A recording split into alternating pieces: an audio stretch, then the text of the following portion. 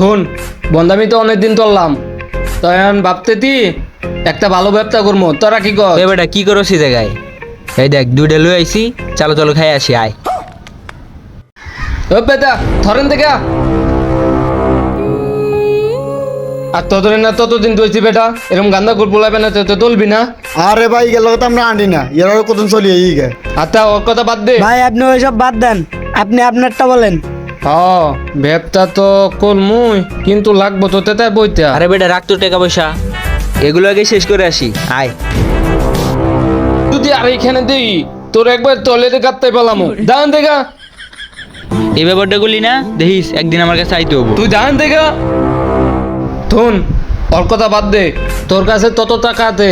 ভাই আছে 10,000 মতন আছে। নাববো তো অনেক টাকা, তা তোর কাছে তত আছে? আরে ভাই টেহসা চিন্তা করি নাম নে মিয়া, আমার কাছে কি টেহসার অভাব আছে? ঠিক আছে তাহলে তো লই। তবে আপনার কাছে কয়টি আছে চাই? আর বেটা আতে আমার কাছেও আছে। আচ্ছা ভাই চাই না চাই। ভাই দেখি না দেখি।